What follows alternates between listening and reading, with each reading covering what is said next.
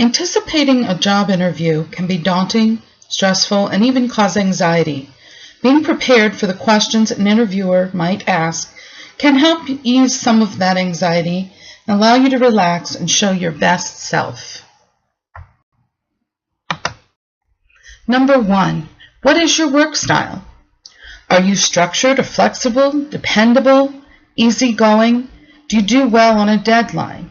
Do you thrive in an environment where you can work alone or in a collaborative group? Are you good at juggling multiple projects, or do you prefer to focus on one project at a time?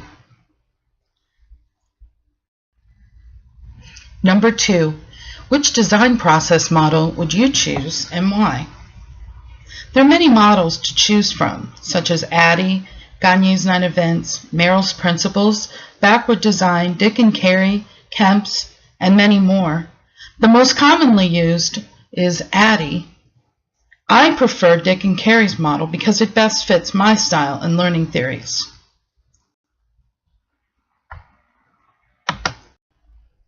Number 3, describe a time you faced a problem in instructional design and what you did to solve it.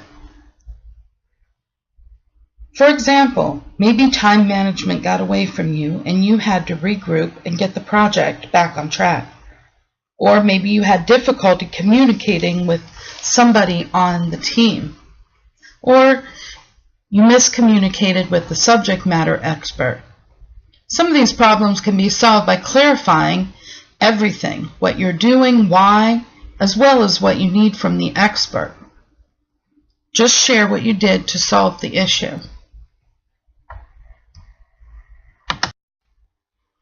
Number 4, what are some training development issues you have encountered and how did you deal with them? For example, time restraints for participation in a learning event may be an issue that you've encountered. This may be dealt with by reinforcing the learning with job aids and performance support. Or maybe you had a failure to achieve outcome goals. Express that this failure to reach your goals helped to provide an opportunity for character building and to personally learn from your mistakes.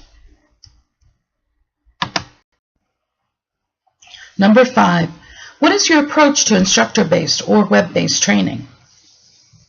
There are several instructor-based approaches. For example, learner-centered, teacher-centered, constructivist, interactive, collaborative. Personally, I like a combination of those. And my approach for web-based training would also be a combination of instructor-led and self-paced. Both have merits and should be determined by the content and the actual students. Number 6, how do you develop objectives? I personally develop objectives by defining outcomes or the competencies that I expect to be achieved.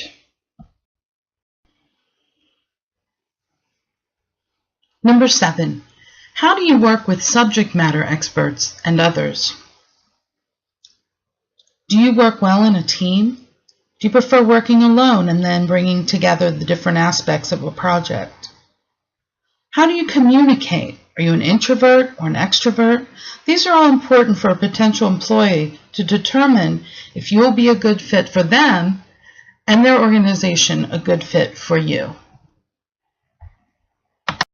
Number 8, how does your prior experience, training, and education translate to this job?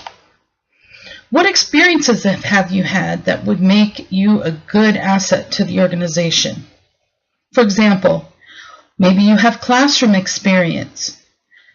Maybe you have experience leading a team.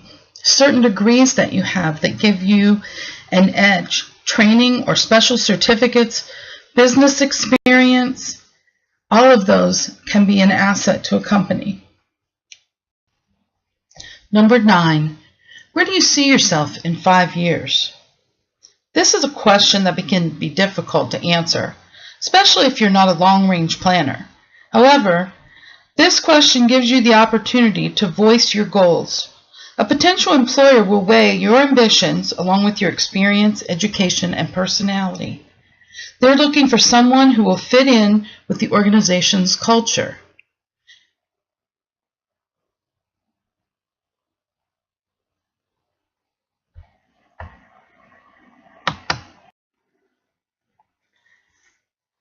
I hope identifying these 9 questions that you might encounter in an instructional design interview will help you to be successful in your next job interview. Good luck.